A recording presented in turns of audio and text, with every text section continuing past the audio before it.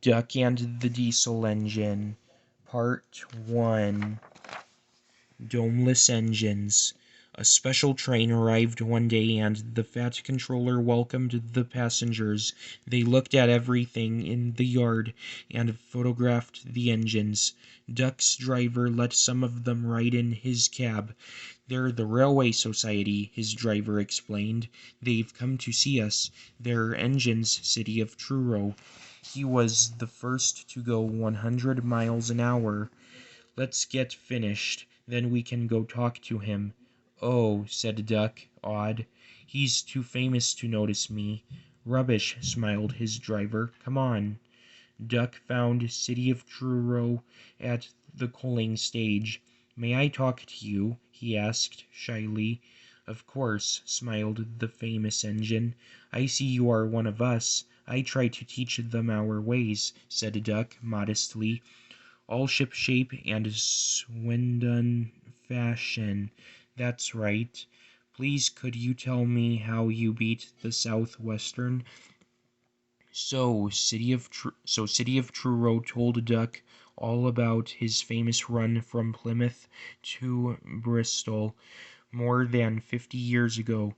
They were soon firm friends, and talked Great Western till late at night. City of Truro left early next morning.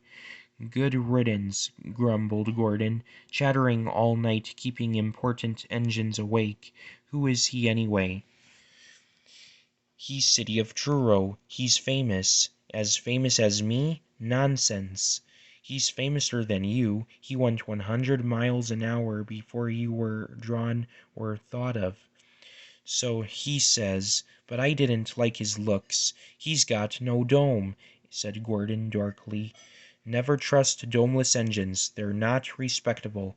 "I never boast," Gordon continued modestly, "but 100 miles an hour would be easy for me. Good-bye." Presently Duck took some trucks to Edward's station. He was cross, and it was lucky for those trucks that they tried no tricks. "Hello," called Edward. "The famous City of Truro came though this morning. Came though this morning. He whistled to me. Wasn't he kind?" "He's the finest engine in the world," said Duck, and he told Edward about City of Truro and what Gordon had said. "Don't take any notice," soothed Edward. "He's just jealous. He thinks no engine should be famous but him. Look, he's coming now." Gordon's boiler seemed to have swollen larger than ever. He was running very fast. He swayed up and down from side to side as his wheels pounded the rails. "He did it, I'll do it. He did it, I'll do it," he panted. His train rocketed past and was gone. Edward chuckled and winked at Duck. "Gordon's trying to do a City of Truro," he said. Duck was still cross. "I should think he'll knock himself to bits," he snorted. "I heard something rattle as he went through."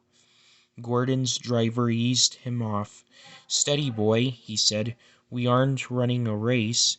"We are then," said Gordon, but he said it to himself.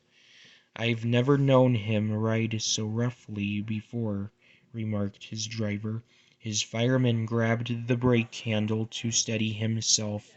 "He's giving himself a hammering, and no mistake." Soon Gordon began to feel a little queer. "The top of my boiler seems funny," he thought.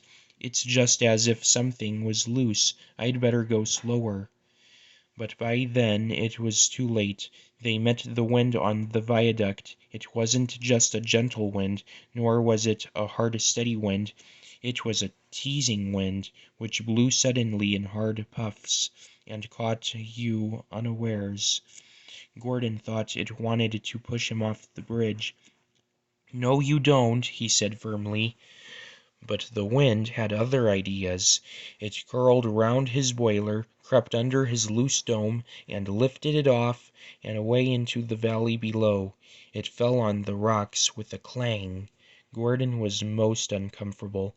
He felt cold where his dome wasn't, and besides, people laughed at him as he passed.